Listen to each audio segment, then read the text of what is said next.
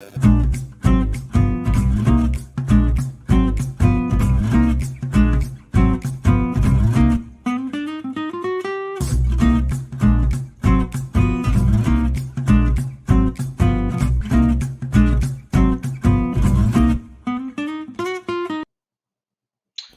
back, everybody, to Brown Bag Bets, powered by BetSperts. We are your daily dose of quick hit handicapping and sports betting picks. I'm Alex Christensen, and joining me, as he will, just about every day this week, Mr. Matthew Rooney. And folks, we did not both plan to wear gold shirts today.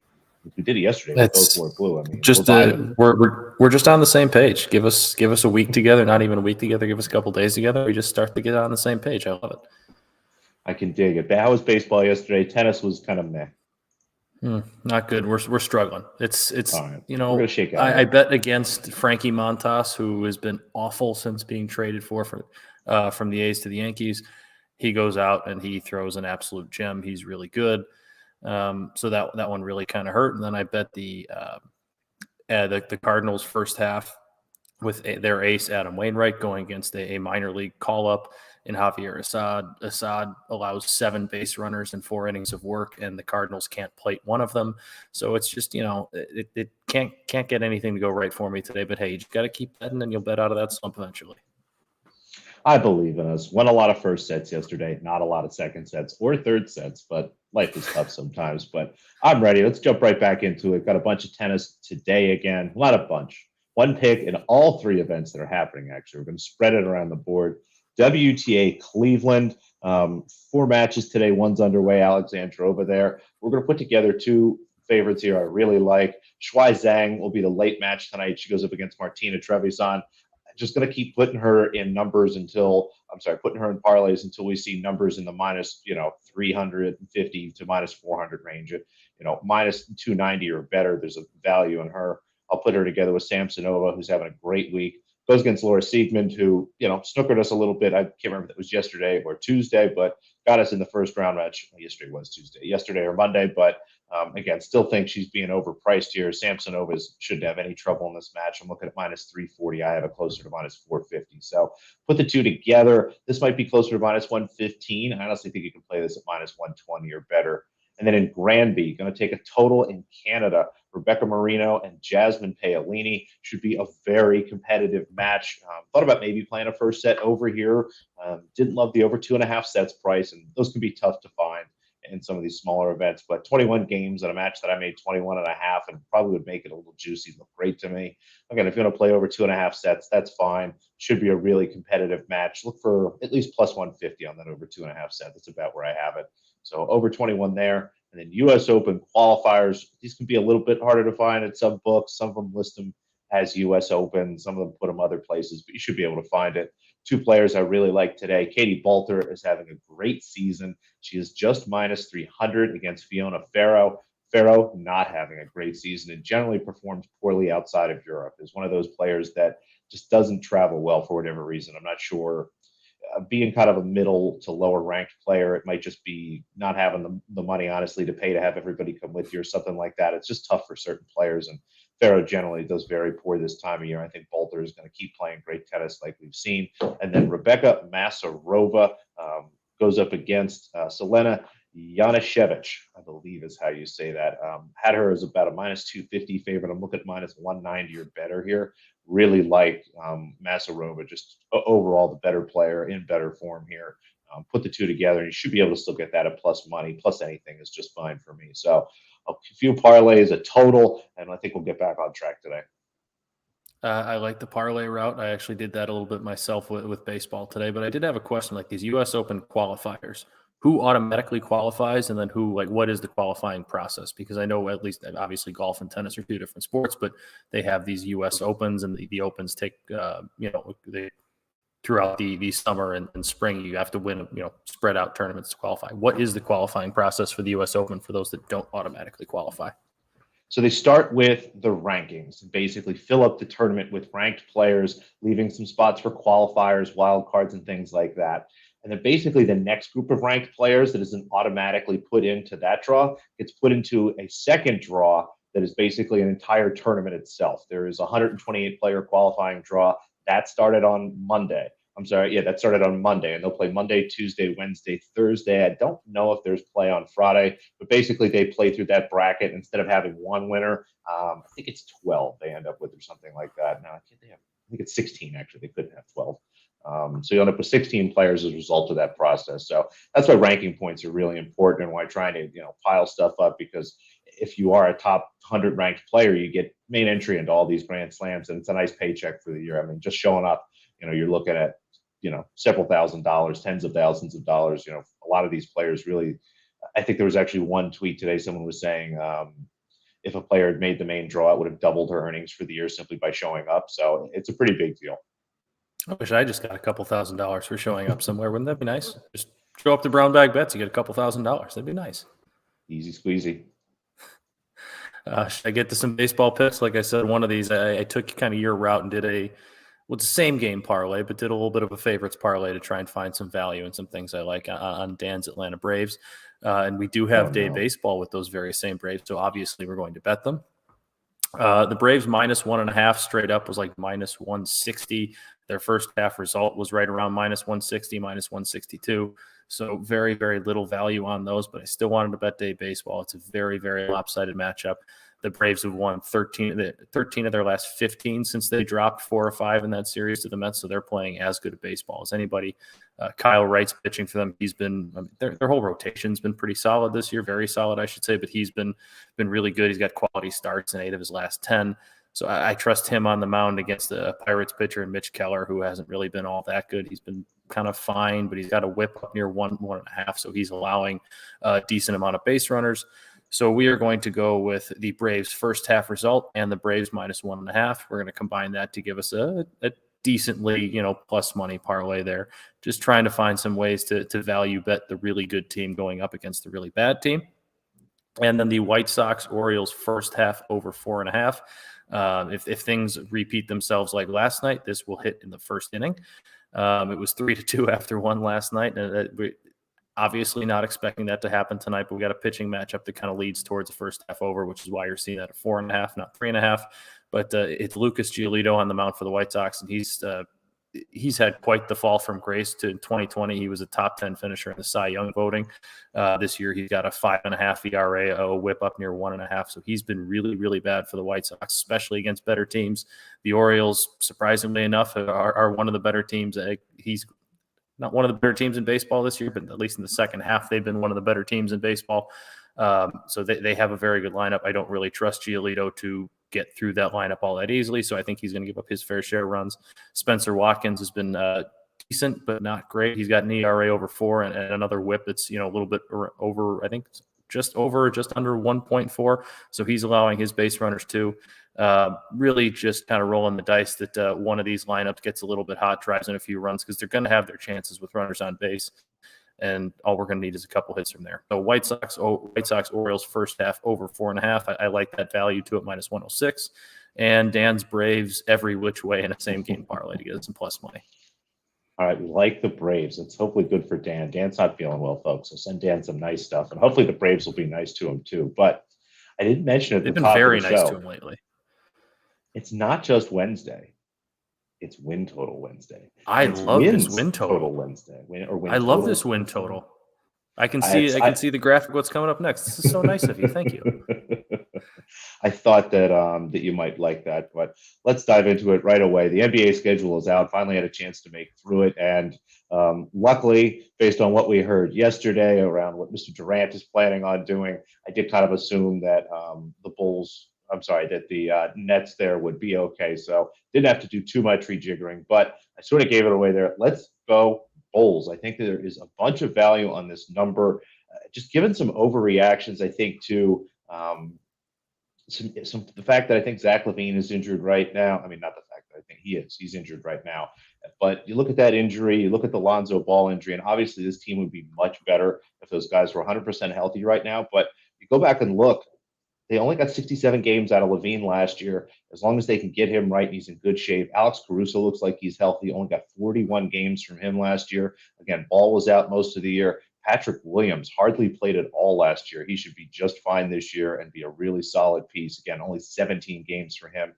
And you look at some of the additions, they might not look like huge additions, but picking up a guy like Andre Drummond is one of the things that I think is maybe hard to value for people who use player models or are trying to look at it that way, because what he's going to be able to do, I think, for about 15, 20 minutes a night, if he can be the same player he was last year, doing, backing up Joel Embiid, being a positive for the Brooklyn Nets as a center there, again, all they need is 15 to 20 minutes of him being a plus defender, grabbing rebounds and trying to finish. And that's exactly what this team needs. A lot of people, again, worry about Vucevic and kind of what they're going to do there. But when I look at this Bulls team, I see a lot of versatility. I see a lot of depth. Again, they are going to miss ball, but Caruso will be back. DeMar DeRozan isn't going to be the same player he was last year, but still should be pretty good. We saw Ayo Dosunmu get a bunch of minutes. He's only going to continue to get better. I thought the addition of Goran Dragic was a nice way to kind of hold the tide on maybe losing, and not having a guy like DeMar DeRozan being as good as he was last year. But overall, it looks like a really good team to me. They do have some tough schedule spots. In terms of bad rest, they have about as much bad rest as any team. But if you go back through and look at the schedule actually itself and really dig into what games they're facing and how it's going game to game, a lot of those bad rest spots are at home. They're built around some easier games and things. And when I went through and shook this all out, I had the Bulls at 47, almost 48 wins myself. So there's some 44s out there. 44.5 looks great to me. Again, I think this is going to be a really good regular season team. And all they have to do is be about 3 games above 500, which looks doable. I mean, the East itself might be a little bit better, but overall it looks kind of like the same conference we had last year. And again, the Bulls look just a little bit better to me, should be healthier. Everything seems like it's going up. And again, I think the market's overreacting a little bit to what maybe at the surface seems like a tough schedule.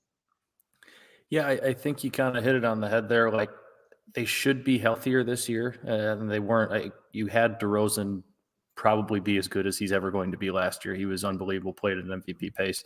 You can't really expect that quite that level again, but you expect a healthier Levine. You expect a healthier Lonzo Ball. Now, a healthier Lonzo Ball might be the one thing you probably shouldn't quite expect, because that knee just, it seems like there's a new report about how he's not still quite at full strength yet. So that one you kind of take a little bit of a flyer, being a little worried on. But the addition of Goran Dragic, I think, really was a nice veteran pickup to give them a little bit of a backup plan, so they don't have to, like in the playoffs last year, they were just kind of shooting from the hip at point guard. They didn't really have a point guard when Lonzo went down. They tried to make it Caruso.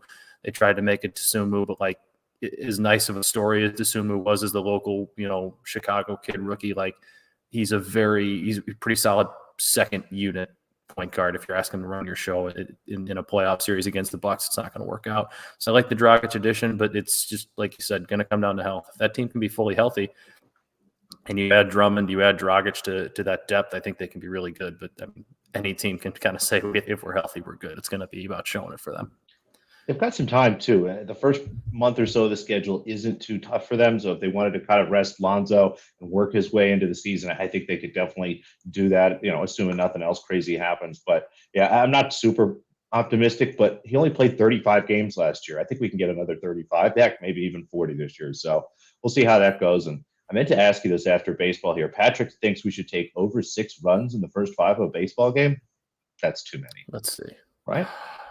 It's the Rockies. I mean, it's the Rockies and the Rangers. I believe they're in Colorado. If they're in Colorado, I'm in. If they're not in Colorado, I still might be in, because you can't not sell me on an over. If you give me a tip on an over, I'll automatically spin myself into betting it. If they're in Colorado, why not? Let's go for it. I'm in. Patrick, I'm with you. Let's take the first 5 over 6. Can't be much worse than I've been betting baseball the last couple days. So I'm in with that. All right. So I'm feeling bullish about Chicago. What do you got? You're not feeling so good about this other team. You're right. I'm feeling good about this bet, not necessarily this other team. And I'm not going to talk about Bulls, but I am going to talk about Buffaloes. I think this might be the first one I've given out in terms of college win totals, given out and under. We're taking the Colorado Buffaloes under the 3 wins. You have to look around to find the 3 wins, because most places are 3.5. And I think I saw like under 3.5 at -200. And that's just like, I'm not, there's just no value to that. So I essentially sold half the win, and I'm getting it down to -120 here. Colorado is in a really, really tough spot. They had just a boatload of transfers, guys transfer out of the program. They have a new coaching staff who's kind of revamping the assistant coaching staff. And while that is probably a good thing in the long run, it's still a whole lot of change, a whole lot of overhaul. They lost pretty much, with the exception of their quarterback, the entirety of their skill positions in terms of running backs and receivers. I think they bring back their leading receiver, but after that, there's pretty much nobody back from I guess what wasn't already a very good room. But still, there's really not any continuity there, any experience. And then you look at their schedule, and a lot of these over-under win totals is seeing these non-conference schedules and seeing if there's spots for them to win. They open up on a Friday night at home against TCU, who's going to be not great, but still a pretty solid Big 12 team this year, who should beat Colorado. They have to go to Air Force, who is a very, very experienced, bringing back a lot of talent, tough team that was pretty darn good last year.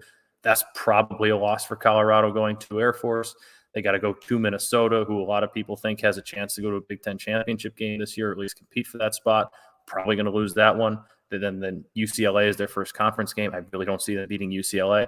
Essentially, they're probably going to start 0-4, and they're probably going to finish 0-4. They close with Oregon, USC, Washington, Utah. Probably not winning any of those 4 games. They have to win 3 out of 4, or 3 out of 4, 4 out of 4 in the middle to hit the over on this bet. I just don't see that happening. Of Arizona, Cal, Oregon State, Arizona State, they're not good enough to go 4-0 in any stretch. So I think they're going to. I like selling half the win to get me some value here and banking on them not getting to that 3 number, but I'll take the push at 3. I really just don't think they're a good football team. And it's a shame because Colorado has awesome uniforms. They have an awesome logo. They got an awesome mascot. They're in a really cool town. They should be a lot better than they are, but they're just not very good right now. They're definitely a rebuilding project. No, I'm looking at it now. I mean, are they favored in any game? I mean, how many games are they favored if they are? I haven't looked. I don't know if Pac-12 lines are out yet, which I doubt for midseason. I would say they might be favored against Arizona, but they're also on the road there, and Arizona is also not expected to be good. But like Dan has in the chat here, Kansas over 2.5 cashes. Like they're not Kansas isn't a very good team, but they're kind of fun and headed in the right direction. That's similar to Arizona, and if you're going to Arizona in a weird midseason night game, probably like that's not a really fun place to go have to play. You're not going to be favored there. Maybe at home against Cal or at home against Arizona State if Arizona State spirals like Dan thinks they might, which is possible, but it's very unlikely they're favored in a game this year. That's what I'm saying. I like this quite a bit under 3. You get the push if somehow they do win 3 games, but yeah, it's if hard you want to go to 3.5 and go at -200 or whatever you can find it at. Take your shot. I felt comfortable enough here to sell the win, and I can live with or half the win, and I can live with the push. I can dig on that. And you and Dan are going to talk more college football on Friday because you're taking tomorrow off. What are you doing tomorrow? I am flying to Aspen for a wedding. I have a college friend's wedding out in Aspen. So I will be on a plane by the time Brown Bag is starting tomorrow, and then I will be back on the show on Friday live from my beautiful hotel room in lovely Aspen, Colorado. Dan and I will be talking. You have someone plugged into the social pipeline there. That's really important from what I understand. Yeah. That should be quite a bit of fun. Spread Astaire, you've seen him on the show. He'll be joining me tomorrow. We'll talk a bunch of U.S. Open tennis, even more NBA. We'll probably have some more futures and stuff. And then Friday, I will not be here. I'm going to be on a plane to Vegas while you and Dan talk about college football, all sorts of other stuff. Is actual game lines. I don't know. We'll see. What'd you say? Is there FS1 this weekend? Maybe Dan will have some FS1 to talk about. That's probably a Dan question. We'll see. We'll figure it out. Thanks, everybody, for watching. Thanks, everybody in the chat. Thanks, Patrick, for the pick. I'll be playing that because why not? It's baseball. It's first half. There's no way anybody else is betting the over 6 on something like that. We'll see you tomorrow. Thumbs up, likes, all that good stuff. Have a great day. Make Andy happy. Give him some thumbs up.